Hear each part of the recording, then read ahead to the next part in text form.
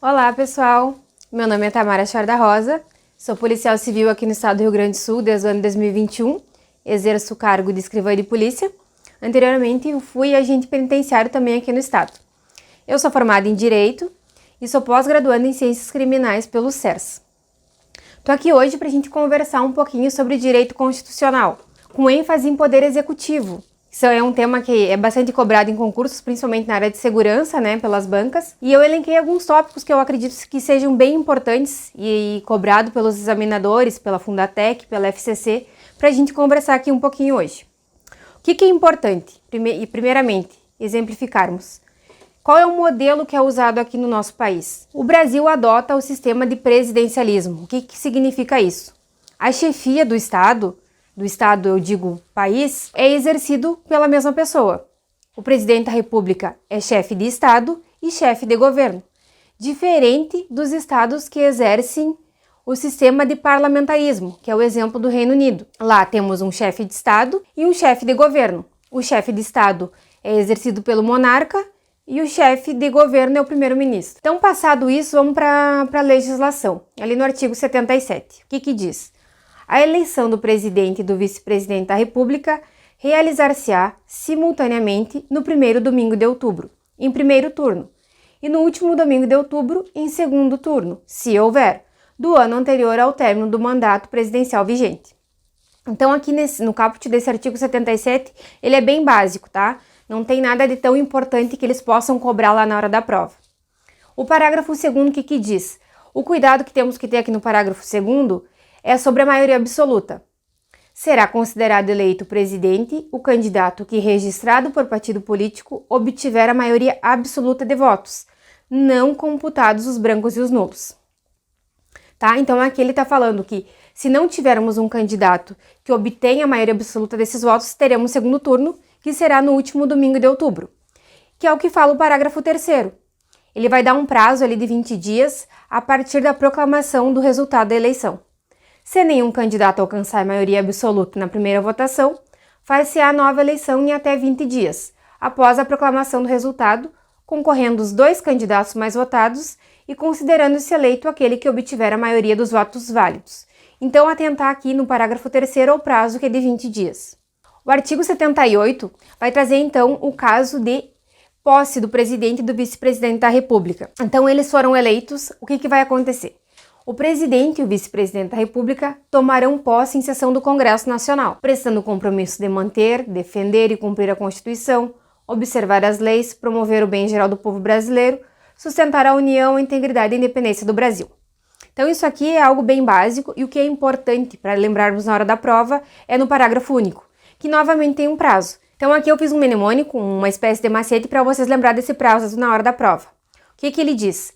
Se decorrido 10 dias da data fixada para a posse, o presidente, o vice-presidente e o vice-presidente não tiverem assumido o cargo, esse será declarado vago, salvo motivo de força maior. Então, o que acontece? Se foi definida uma data para posse e em 10 dias nem o presidente nem o vice-presidente tomarem posse, esse cargo vai ser declarado vago. Então, letra D, declarado vago, 10 dias. O que é importante aqui? Tem uma exceção nesse parágrafo único, salvo motivo de força maior.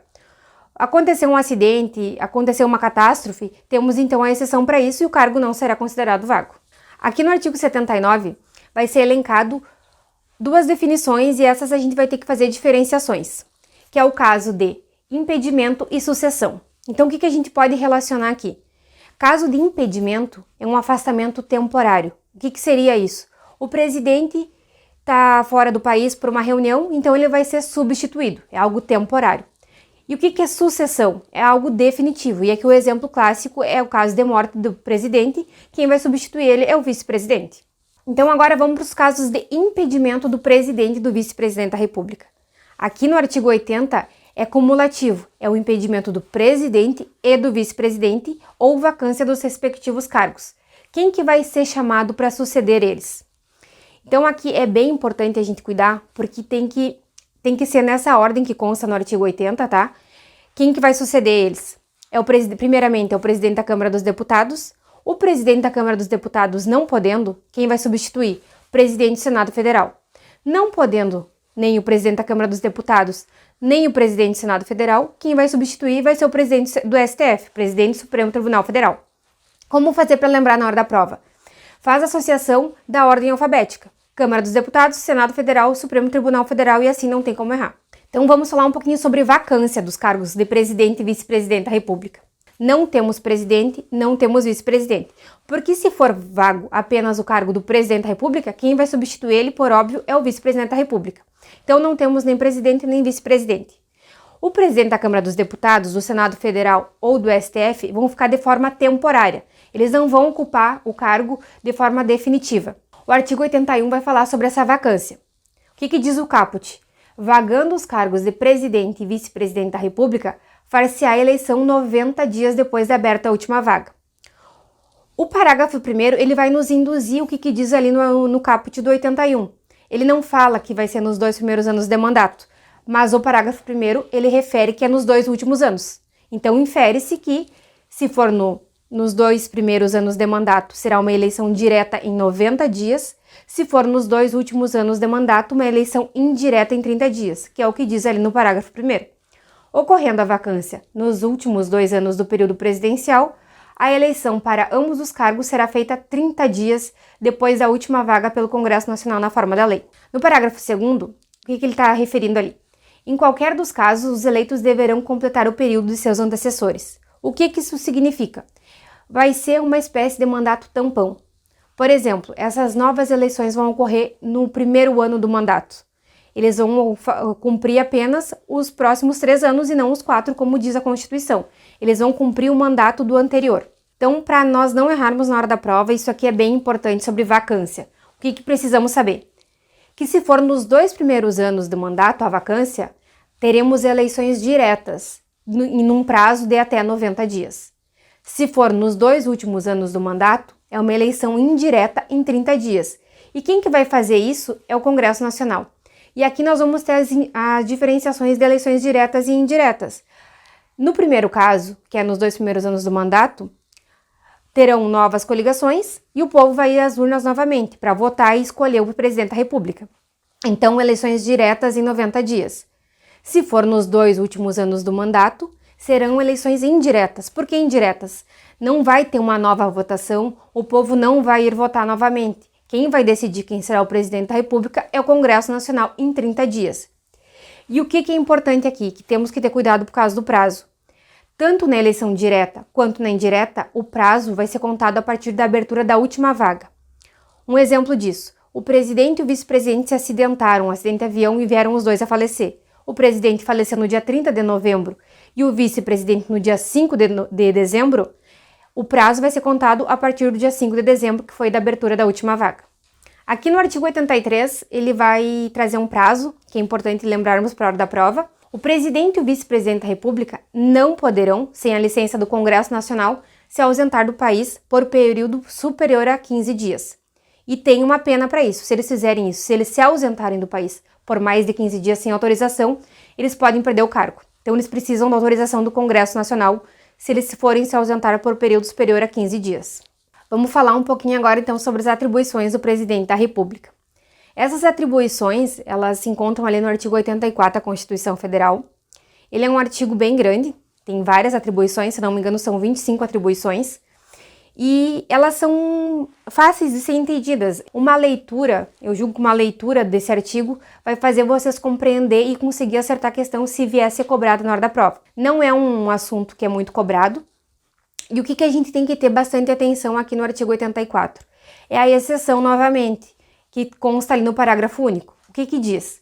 O presidente da República poderá delegar as atribuições mencionadas nos incisos 6º, 12º e 25º, primeira parte. Para quem que ele pode delegar? Então, ele tem atribuições privativas de presidente da República, tá? Só que tem algumas atribuições que ele vai poder delegar para 3 pessoas, que são os ministros do Estado, o advogado-geral da União e o procurador-geral da República. Então, aqui no artigo 84, vão ser trazidos as exceções e o que a gente tem que cuidar, porque isso eles costumam cobrar na prova. E como elas são em menor número, essas a gente pode decorar para não esquecer. Então, ele pode delegar o quê?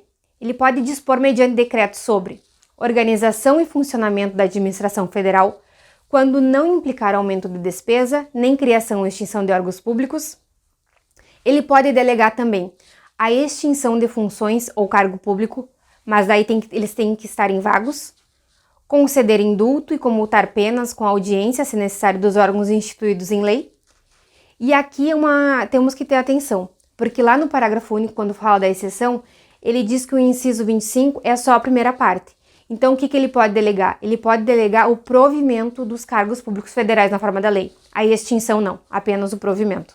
Então, para ficar bem claro e não esquecermos ali na hora da prova, para quem que o presidente da República pode delegar funções que são privativas dele? Ele pode delegar para os ministros de Estado, para o Procurador-Geral da República e para o Advogado-Geral da União. Agora um outro assunto, vamos trazer aqui um outro assunto que é bem importante e tem sido bastante cobrado em prova depois do impeachment da presidente Dilma, que é sobre as responsabilidades do presidente da República. Elas encontram-se ali no artigo 85 da Constituição, e eu vou trazer um pouquinho para vocês e tentar explicar de uma forma que fique um pouco mais claro. O que diz o artigo 85? São crimes de responsabilidade os atos do presidente da República que atentem contra a Constituição Federal e especialmente contra. Primeira coisa para cuidarmos aqui. Ele está falando dos crimes cometidos pelo presidente da República. Ele não cita o vice-presidente da República. Então aqui são os crimes cometidos pelo presidente da República. E o que são esses crimes? É crimes contra a lei orçamentária, o cumprimento das leis e das decisões judiciais, o livre exercício do poder legislativo, judiciário, Ministério Público e dos poderes constitucionais das unidades da Federação, contra a existência da União, contra a segurança interna do país, contra a probidade na administração. O que seria probidade na administração? É aqueles atos de improbidade administrativa, que são ligados à desonestidade, contra o exercício dos direitos políticos individuais e sociais.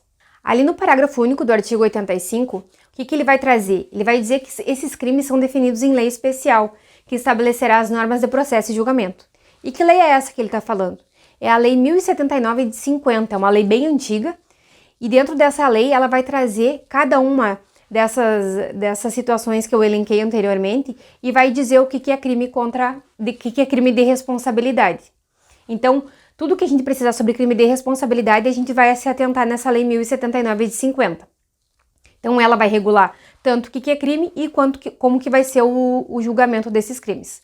A súmula vinculante número 46 vai dizer que sobre crimes de responsabilidade, quem que vai ter essa competência é a União. Apenas a União tem a competência legislativa de legislar sobre isso.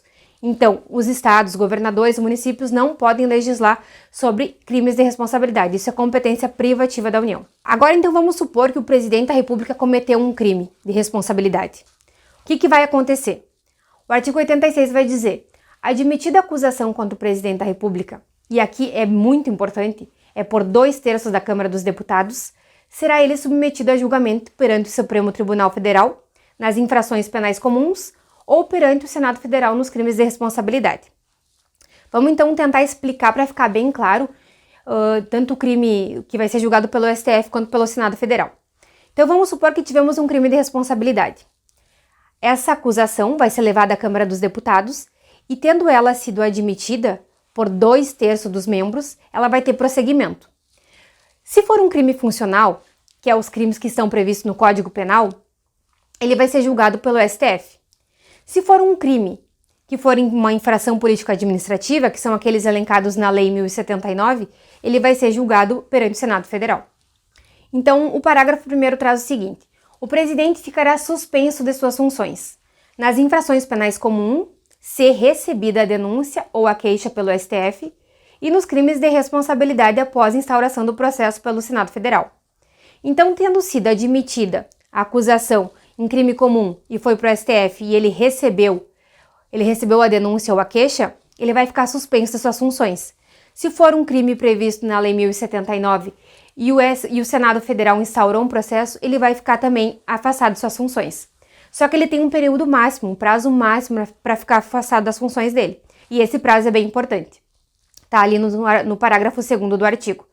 Se decorrido o prazo de 180 dias, o julgamento não estiver concluído, cessará o afastamento do presidente, sem prejuízo do regular prosseguimento do processo. O que isso quer dizer? O Senado, nos crimes de responsabilidade, e o STF nos crimes comuns, das infrações penais comuns, eles têm 180 dias para concluir o processo. Se eles não concluírem o processo em 180 dias, o presidente vai voltar a exercer o cargo dele.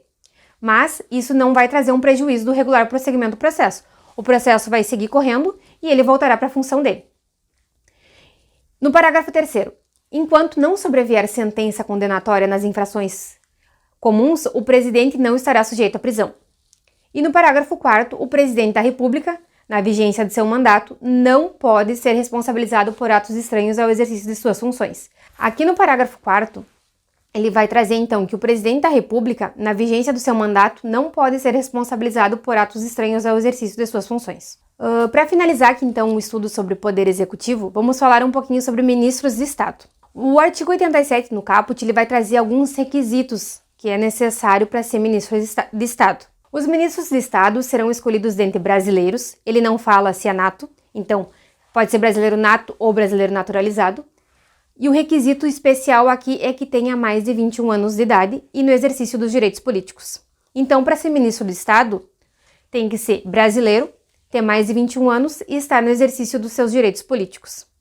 O parágrafo único vai referir: compete ao ministro de Estado, além de outras atribuições estabelecidas nesta Constituição e na lei, exercer a orientação, coordenação e supervisão dos órgãos e entidades da administração federal na área de sua competência e referendar os atos e decretos assinados pelo presidente da República, expedir instruções para execução das leis, decretos e regulamentos, apresentar ao presidente da República relatório anual de sua gestão no ministério, praticar os atos pertinentes às atribuições que lhe forem outorgadas ou delegadas pelo presidente da República. Então aqui para nós finalizarmos nosso estudo, eu trouxe 4 questões sobre o tema, tá? Para nós fazermos uma revisão do que foi falado hoje. Resolvendo essas questões vai ficar bem fácil de entender as diferenciações e não esquecermos dos prazos que são cobrados nessa parte. Tá, então a questão de número 1. Imagine a hipótese na qual o avião presidencial sofre um acidente, vindo a vitimar o presidente da República e seu vice, após a conclusão do 3º ano de mandato. O que a gente pode atentar aqui de plano já? Faleceu o presidente e o vice-presidente, e foi no 3º ano de mandato. O que vai acontecer? Teremos eleições indiretas e num prazo de 30 dias. Vamos ver as opções. A partir da hipótese apresentada, assinale a afirmativa correta. O presidente do Senado Federal assume o cargo e completa o mandato. Podemos observar ali durante nosso estudo que quem assume o cargo de maneira ali temporária é o presidente da Câmara dos Deputados, primeiramente. Se ele não puder, aí sim é o presidente do Senado Federal. E não vai completar o cargo. Teremos novas eleições de forma indireta. Assertiva B. O presidente da Câmara dos Deputados assume o cargo e convoca eleições que realizar-se-ão 90 dias depois de abertas as vagas. O que está errado aqui nessa assertiva é o prazo. Seriam 90 dias se fossem nos 2 primeiros anos do mandato, que não é o caso. São, então, 30 dias depois de aberta a última vaga. Letra C. O presidente do Congresso Nacional assume o cargo e completa o mandato. Como a gente já referiu ali antes, não é isso que acontece. Assertiva D. O presidente da Câmara dos Deputados assume o cargo e convoca eleições, que serão realizadas 30 dias após a abertura das vagas, pelo Congresso Nacional na forma da lei. Está totalmente correta essa assertiva aqui. Serão eleições indiretas porque serão realizadas pelo Congresso Nacional. Vamos então para a questão de número 2. Vamos falar um pouquinho sobre as atribuições do presidente da República, aquelas exceções lá elencadas no parágrafo único. Em determinado órgão integrante da Administração Pública Federal, vinculado ao Ministério da Fazenda, foi apurado que aproximadamente 100 cargos estavam vagos. O presidente da República, mediante decreto, delegou ao ministro da Fazenda amplos poderes para promover a reestruturação do aludido órgão público, inclusive com a possibilidade de extinção dos cargos vagos. O que vimos lá nas exceções, né, das atribuições do presidente da República? Que se os cargos estivessem vagos, ele poderia delegar. Então, vamos ver aqui as alternativas.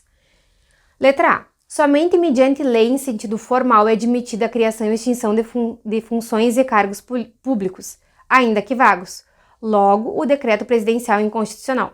Essa assertiva está errada porque o decreto não seria inconstitucional. Letra B.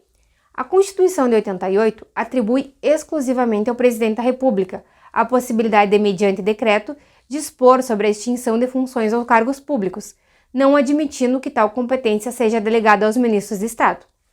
Também está incorreta, porque lá diz que ele pode delegar sim, para ministros de Estado, advogado-geral da União e procurador-geral da República. Letra C.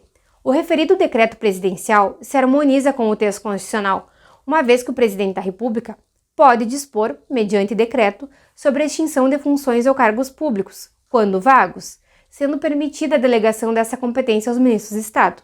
Essa assertiva está totalmente correta, porque ela faz a referência ali que os cargos estavam vagos e a delegação aos ministros de Estado, que seria uma daquelas 3 pessoas que poderiam ele atribuir essa competência, né? Letra D. A Constituição de 88 não permite que cargos públicos legalmente criados, ainda que vagos, sejam extintos. Essa alternativa está muito parecida com as demais que a gente já referiu aqui que estavam incorretas. Então, essa questão aqui é a letra C. A questão número 3 é uma questão que é bastante simples, se na hora da prova tu conseguir lembrar desse prazo, né? Então, por isso que é bem importante selecionar e estudar bastante os prazos que constam na Constituição, porque ela acaba se tornando uma questão de forma fácil de resolver. O presidente da República, afastado de suas funções em razão da instauração de processo por crime de responsabilidade pelo Senado Federal, retomará suas funções caso não seja concluído o processo no prazo de quantos dias? Então, essa é prazo de 180 dias. O Senado, nos crimes de responsabilidade, tem que concluir o processo e nas infrações penais comuns, o STF tem que concluir em 180 dias também. A última questão aqui também é sobre crime de responsabilidade. Com base na Constituição da República Federativa do Brasil, em relação aos crimes de responsabilidade por atos do presidente da República, é correto afirmar: o presidente ficará suspenso de suas funções nas infrações penais comuns e nos crimes de responsabilidade, se recebida a denúncia ou queixa-crime pelo STF. Ela está em parte certa. O que está errado aqui? Nos crimes de responsabilidade, a denúncia tem que ser aceita pelo Senado Federal e não pelo STF. Letra B. Admitida a acusação contra o presidente da República, pela maioria absoluta do Senado Federal, será ele submetido a julgamento perante o STF. O que consta de errado aqui? A acusação tem que ser admitida pela Câmara dos Deputados e não é pela maioria absoluta, e sim por 2/3 dos membros dela. Então aqui tem que ser admitida a acusação por 2/3 da Câmara dos Deputados. Letra C. Enquanto não sobrevier sentença condenatória nas infrações comuns, o presidente da República não estará sujeito à prisão. Além disso, o presidente da República, na vigência de seu mandato, não pode ser responsabilizado por atos estranhos ao exercício de suas funções. Isso é o que constava lá no parágrafo 3º e 4º, então a questão está totalmente correta, essa assertiva C. Letra D.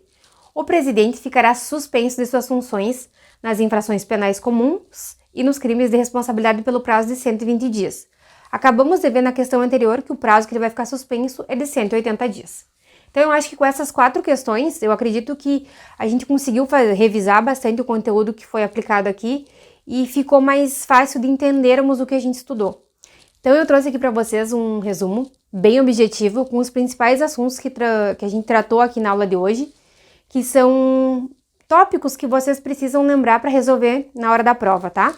O que são esses assuntos principais sobre poder executivo? Lembrar dos 10 dias lá do cargo vago, lembrar da letra D, que se o cargo for declarado vago é 10 dias, tá? Ele tem 10 dias da data posse para assumir o cargo. Se ele não assumir o cargo, o presidente e o vice-presidente, salvo motivo de força maior, o cargo será declarado vago. Nos casos de impedimento do presidente da República e do vice-presidente, quem que vai substituir eles de forma temporária? Temos que atentar aqui que tem que seguir uma ordem. E o macete, o mnemônico que eu passei para vocês, é a ordem alfabética. O primeiro a substituir é o presidente da Câmara dos Deputados. Ele não podendo substituir, quem vai substituir o presidente e o vice-presidente é o presidente do Senado Federal. O presidente da Câmara dos Deputados, nem o presidente do Senado Federal podendo substituir, quem irá substituir é o presidente do STF. Temos que lembrar aqui sobre eleição direta e indireta. E aqui é bem importante. Eleição direta é 90 dias a partir da abertura da última vaga. Eleição indireta é 30 dias da abertura da última vaga. Cuidado aqui que o examinador costuma cobrar e dizer que não temos eleições indiretas no Brasil. Temos essa exceção, que é no caso nos dois últimos anos do mandato, que teremos eleições diretas porque serão realizadas pelo Congresso Nacional. Então aqui mais um prazo que é importante lembrar é o prazo que o presidente e vice-presidente da República não podem se ausentar sem a permissão, sem a autorização do Congresso Nacional. O presidente e o vice-presidente da República não poderão, sem licença do Congresso Nacional, ausentar-se do país por período superior a 15 dias, sob pena de perda do cargo. Então, para quem que o presidente da República pode delegar funções, que são atribuições dele ali no artigo 84? Ele pode delegar para os ministros de Estado, para o advogado-geral da União e para o procurador-geral da República. A acusação contra o presidente da República, ela tem que ser admitida pela Câmara dos Deputados por 2/3 dos seus membros. Muito cuidado aqui, eles costumam trocar na hora da prova, como a gente viu naquela questão anteriormente, colocar Senado Federal no lugar de Câmara dos Deputados e botar maioria absoluta. Não é maioria absoluta, são 2/3 dos membros da Câmara dos Deputados. E o outro prazo que costuma cobrar bastante em prova é o afastamento do presidente da República. O STF e o Senado Federal, o STF nos casos de infrações penais comuns e o Senado Federal nos crimes de responsabilidade, eles têm 180 dias para finalizar o processo. Se eles não finalizarem esse processo em 180 dias, o presidente vai voltar a exercer o cargo dele. O processo vai seguir, mas o presidente não ficará mais afastado. Dessa forma, eu acredito que a gente conseguiu exaurir o tema de poder executivo de forma bem rápida e breve, para poder fazer uma revisão para vocês, para na hora da prova esses prazos e esses principais tópicos não errar. Então eu me coloco à disposição no meu e-mail e no meu Instagram, qualquer dúvida, e muito obrigada.